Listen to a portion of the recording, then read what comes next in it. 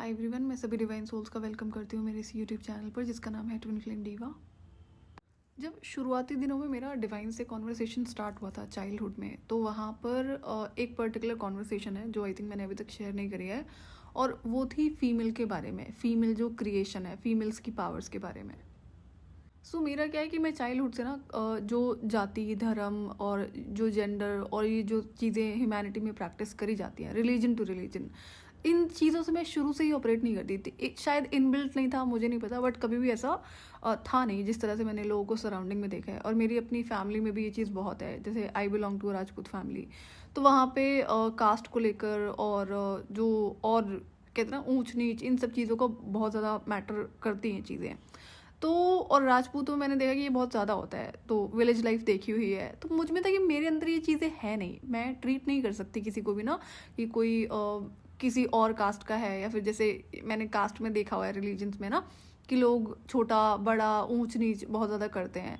तो हमारे विलेज में भी क्या है ना कि ये चीज़ें बहुत ज़्यादा प्रैक्टिस होती हैं और आज भी हैं। तो जो दूसरी कास्ट के लोग होते हैं, तो मतलब जो राजपूतों से नीचे ये कह सकते हैं, तो वहाँ पर वो क्या करते हैं कि उनको एक सेपरेट स्पेस दिया हुआ है, और इतना है कि वहाँ से कोई जनरली क्रॉस नहीं करेगा। अगर क्रॉस करा तो उसके अलग से रूल्स एंड रेगुलेशंस हैं। अब इससे क्या क्या चीज़ मैं ऑब्जर्व करती हूँ कि जब ये चीज़ें प्रैक्टिस हुई है ना, तो जो बच्चे होते हैं जो अभी पैदा हुए हैं, अब जैसे जैसे वो बढ़ेंगे, तो उनके अंदर भी ना वो सेम चीज़ आने लगती है, जो भेदभाव की चीज़ें हैं और जो ऊंच नीच की चीज़ें हैं। और ईगो मैंने बहुत देखा है कि राजपूत होने का ईगो बहुत ज़्यादा होता है लोगों में, भले ही कुछ आता जाता ना हो, लेकिन ईगो ज़रूर होता है कि हम राजपूत हैं। तो मेरे ना चाइल्डहुड से मैं ऐसी रही हूँ कि मैं बायस्ड नहीं रही कभी किसी को ना लेकर, ना जेंडर को लेकर, ना बाकी जो चीज़ें होती हैं। और जैसे लोगों को मैंने पार्शियलिटी करते देखा है, तो मैं कभी भी पार्शियल नहीं रही हूँ। एक ये भी देखी थी मैंने चीज़ें कि लोग अपनों के साथ में तो पार्शियलिटी कर लेते हैं, या फिर अपनों के लिए फेवर कर देते हैं अगर वो गलत भी होते हैं, लेकिन बाहर वालों के लिए उनकी चीज़ें, उनके रूल्स एंड रेगुलेशंस अलग होते हैं। तो मैं इन चीज़ों में कभी नहीं थी, और शुरू से नहीं थी, और आगे भी जैसे जैसे मैं जब करियर में ग्रो करती हूँ तब भी मैं इन चीज़ों को देखती हूँ नहीं, मेरे अंदर ये चीज़ें एक्चुअली में नहीं है और कभी डेवलप नहीं हो सकती हैं। तो एक तो मैं बायस्ड नहीं, दूसरा मैं पार्शियलिटी नहीं करती। तो ये भी नहीं है कि ये है कि गलत को मैं नहीं सपोर्ट करती हूँ, और सही इंसान चाहे घर का हो चाहे बाहर का, मैं सपोर्ट ज़रूर करती हूँ।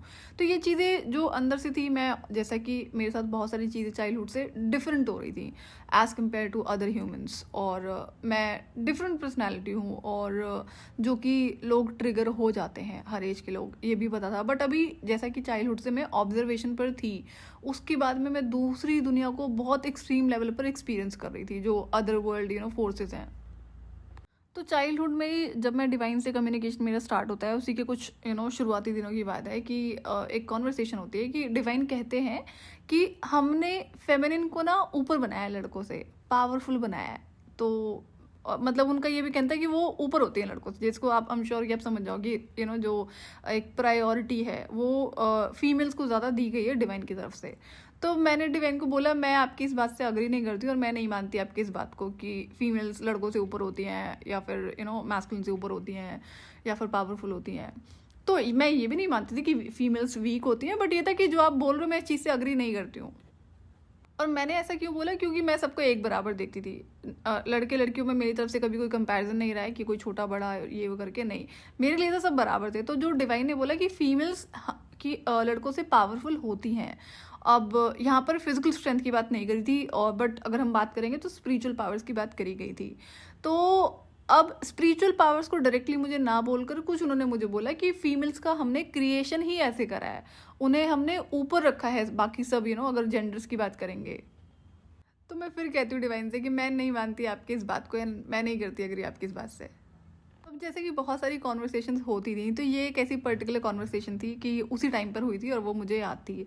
बाद में जैसे कि मैंने अग्री नहीं करा डिवाइन से, और मैं ऑब्जर्वेशन की जर्नी पर रही हूँ। तो जब मैं यहाँ पे जब मेरी अवेकनिंग के बाद जब मेरा पूरा इनर कंप्लीट हो जाता है, और जब मैं डिवाइन मैस्कुलिन को देखती हूँ, तब मैं वहाँ पर जाकर डिवाइन के आगे सर झुकाती हूँ कि ये मेरी गलती थी जो मैंने आपसे अग्री नहीं करा। क्योंकि वहाँ पे मुझे कुछ देखने को मिलता है कि मैंने, ये तो आप ही की क्रिएशन है ना, आप ही का करा जा रहा है, हमने थोड़ी कुछ करा है। तो ये रियलिटी है कि फीमेल्स को कुछ ऐसी पावर्स दी गई हैं जो मैस्कुलिन्स के पास में नहीं होती हैं, ना ही हो सकती हैं। तो मेरे डिवाइन मैस्कुलिन की जब मैं सिचुएशन देखती हूँ ना, जितना कुछ वो गो थ्रू कर रहे हैं ना, जितना उन्होंने गो थ्रू करा है, किसी और की बस की बात नहीं है। एंड वो सिर्फ और सिर्फ डिवाइन मिशन की वजह से। लेकिन मैं ये देख रही थी कितने पावरफुल है ये, सब कुछ इनके पास में। And he comes from an abundant family, still he is going through all these things. तो यहाँ पे दो चीज़ें मैं देखती हूँ कि एक तो इनको पता है अपनी लाइफ जर्नी का शुरू से, जैसे मुझे विजन्स आते थे ना, ऐसे ही विजन्स इनको भी आते थे। कुछ इन्होंने ऐसे किसी से बोल दिया था जो कि बहुत चीज़ें हैं सरफेस पर जो सुनने को मिली है कि इन्होंने ऐसा इतने टाइम पहले बोला था और वो रियलिटी में बदल गया। तो मैं ये चीज़ देखती हूँ कि जैसे मुझे विजन्स आते हैं वैसे उन्हें भी विजन आते हैं, और जो अभी चल रहा है, जो उनकी लाइफ में हो रहा है पिछले कई सालों से, उसका उन्हें बहुत अच्छे से पता था कि ये डेस्टिनी है। तो जिस सिचुएशन में वो है ना, वो बहुत टफ सिचुएशन है, पेनफुल सिचुएशन है। तो मुझे था कि अगर मेरे साथ ये सिचुएशन हुई होती तो मैं इसको कुछ मिनट्स में बदल देती, मेरे पास वो पावर है। तो फिर वहाँ से मैं रियलाइज़ करती हूँ कि ये आपने जानबूझकर करा है, कि ये फीमेल्स को आपने पावर्स दिए हैं, मैस्कुलिन्स को नहीं दिया है। तो यहाँ पे डीएमडीएफ की बात हो रही है, तो मैं अपने डिवाइन मैस्कुलिन की बात कर रही हूँ कि मैं अग्री करती हूँ आपकी बात से कि फीमेल्स को आपने एक ऊपर रखा है क्रिएशन में, और इसलिए यहाँ पर शक्ति उन्हें कहा जाता है। तो जैसे अगर मुझे कोई चीज़ नहीं पता होती है ना, तो मैं वहाँ पे डिसअग्री ज़रूर कर देती हूँ। इट्स अ नॉर्मल कॉन्वर्सेशन, चाहे इंसानों के साथ में हो या फिर डिवाइन के साथ में। तो ये एक इकलौती कॉन्वर्सेशन थी जहाँ पर मैंने कहा था कि मैं आपकी बात से अग्री नहीं करती हूँ इस बात पे। और मेरी स्पिरिचुअल अवेकनिंग के तुरंत बाद कुछ ही मंथ्स के अंदर मैंने डिवाइन वननेस को एक्सपीरियंस करा था। अब डिवाइन वननेस ना, लोग पढ़ के तो बहुत कुछ बताते हैं आपको, बट वो रियलिटी नहीं है। डिवाइन वननेस की रियलिटी अलग है, जो मैं सेपरेट वीडियो में शेयर करूंगी।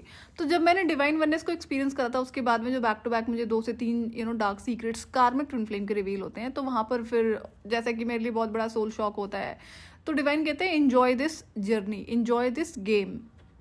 तो ये जो स्टेटमेंट है, enjoy this journey, enjoy this game, ये 2020 की है। और जब मैं डिवाइन मैस्कुलिन को देखती हूँ, जब मैं यहाँ पर इस चीज़ को रियलाइज़ करती हूँ कि ये पावर्स आपने मुझे दी हैं कि इस सिचुएशन को मैं बदल सकती हूँ, जिस पेन से वो गो थ्रू कर रहे हैं उसको मैं कुछ मिनट्स के अंदर बदल सकती हूँ। लेकिन अब यहाँ पर क्या होता है, अलग सी चीज़ होती है कि मुझे अलाउड नहीं था ये करना। मुझे स्टेप बैक करने के लिए बोला गया कि यू हैव टू वॉच, अभी जो हो रहा है उसको तुम्हें शांति से बैठ के सिर्फ देखना है और कुछ नहीं करना है। अलाउड नहीं था मुझे इसमें इंटरफेयर करना, जो डिवाइन मैस्कुलिन की लाइफ है। क्यों? क्योंकि जो इवेंट्स डेस्टाइंड है वो किसी पर्टिकुलर रीजन की वजह से डेस्टाइंड है।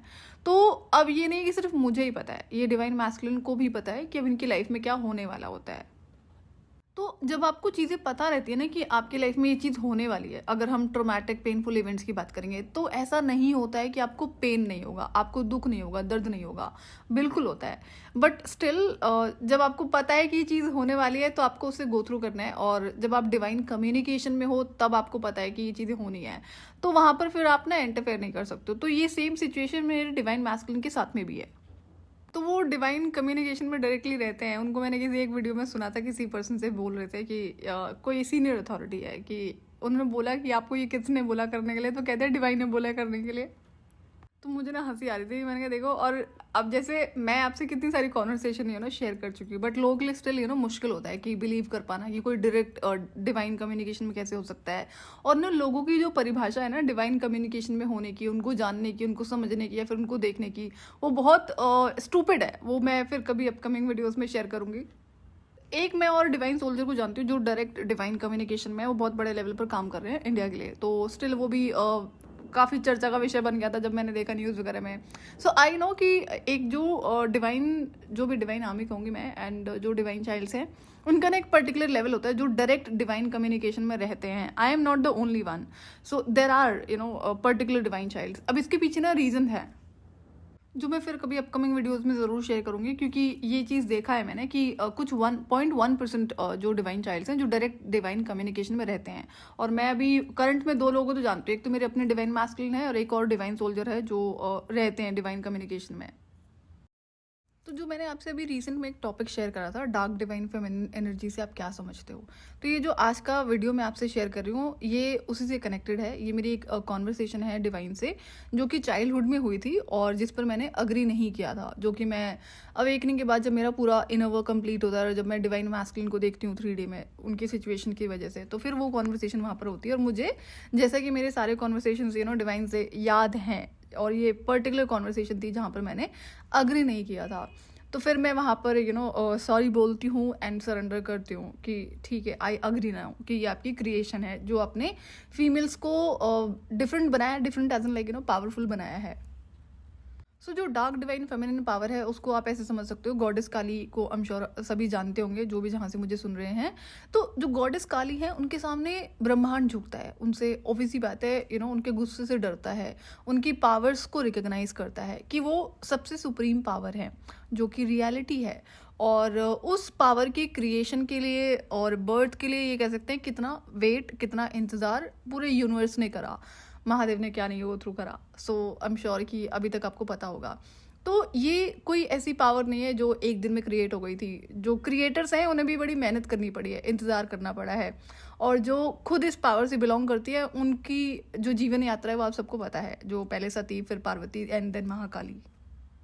सो जैसे कि मैंने आपको 3 स्टेजेस शेयर करी थी इनर वर्क की। तो जब हम डिवाइन फेमिनिन की बात करेंगे तो आपका जो सती का लेवल है, जनरली आपको कनेक्शन में होने के बारे में उसी लेवल पर पता चलता है जो सती का लेवल होता है। तो उसके बाद में फिर आप पार्वती के लेवल पर आते हो जहाँ पर आप काफ़ी सारा एनर्जी वर्क करते हो, इनर वर्क करते हो, एंड देन फाइनल लेवल जो है आपका महाकाली का है। तो जब तक आप उसको वहाँ तक पहुँच नहीं जाते हो और उसको मास्टरी नहीं कर लेते हो, तब तक तो आप ये समझना कि आपको कभी भी डिवाइन काउंटर पार्ट का जो रियल फेस है वो नहीं रिवील करा जाएगा। और ये जो डार्क डिवाइन फेमिनिन एनर्जी है ना, एक तो होता है कि जब आप मिड लेवल का पूरा वो कंप्लीट कर लेते हो ना, सेकंड लेवल वाला, वहाँ से आपका शुरुआत आपकी शुरुआत हो जाती है इसमें जो थर्ड लेवल है उसमें एंटर करने की। अब जब यहाँ पे आप पहुँचने लगते हो तो फिर वो पावर्स आपको विजिबल होना शुरू हो जाती हैं। और ये बिल्कुल भी आसान नहीं होता है हैंडल करना। मैंने तो कंप्लीट करा तो मैं आपको इसलिए बता रही हूँ कि ये बहुत ज़्यादा डिफिकल्ट था। जैसे डार्क डिवाइन फेमिनिन एनर्जी से मैं चाइल्डहुड से ऑपरेट करती आई हूँ। क्योंकि मुझे मेरी पावर्स का पता था, मैं जिद्दी थी, कुछ पता नहीं इनबिल्ट है कि मैं नहीं झुकती हूँ गलत के आगे। उसके बाद डिवाइन का डायरेक्ट कम्युनिकेशन होना। कभी अगर मैंने ये सोच के सुन भी लिया होगा ना किसी गलत इंसान को जो फैमिली में है, जो हमसे एज में काफ़ी बड़ा है, बीट ऑफ मैस्कुलिन और फेमिनिन, तो मुझे था कि एक बार मैं छोड़ देती हूँ, रहने देती हूँ, कोई बात नहीं, रिप्लाई नहीं करती, मुझसे बड़े हैं। तो मुझे वहाँ से डिवाइन से डांट पड़ती थी कि नहीं, तुम्हें बोलना है, you have to raise your voice. तो जब भी मैं इस चीज़ को इग्नोर करती थी तो मुझे डिवाइन से बोला जाता था कि नहीं, यू हैव टू स्पीक। तो अब ये चीज़ें तो पता थी, लेकिन जब मैं अवेकनिंग के बाद अपना इनर वर्क शुरू करती हूँ तो ऑब्वियस ही बात है कि मैं दोनों एनर्जी से पैरेलली ऑपरेट कर रही हूँ चाइल्डहुड से, कि जो लाइट डिवाइन फेमिनिन साइड है और जो डार्क डिवाइन फेमिनिन साइड है। लेकिन अब जब मास्टरी की बात थी, जैसे कि मैंने कहा, बहुत सारी पावर्स डिवाइन ने खुद से एक्टिवेट कर दी थी और बहुत सारी मुझे करने के लिए कही गई थी। तो जब मैं इस चीज़ को देखती हूँ कि जब ये चीज़ शुरू होती है ना, तो अलग लेवल की चीज़ें होनी शुरू हो जाती हैं। कि मैंने जैसे कल कुछ बोला है और वो अभी सामने आ गया मेरे, तो मतलब कहते हैं कि जो रियल डिवाइन पावर होती है वो साक्षात या देखने को मिल रही थी कि सिर्फ मुझे नहीं, अगर मैं चाहूँ तो दूसरे वाले इंसान को भी ये चीज़ इस तरह से शो करी जा सकती है कि ये है पावर्स। बट देन फिर मुझे रियलाइज़ होता है कि ये ना एक्चुअली में डेंजरस चीज़ है, ये एक्टिवेट होनी नहीं चाहिए। लेकिन क्या मेरे पास इस चीज़ को रोकने का ऑप्शन था? नहीं, सिर्फ इसे बैलेंस करने का ऑप्शन था। मास्टरी और balance is one of the same thing.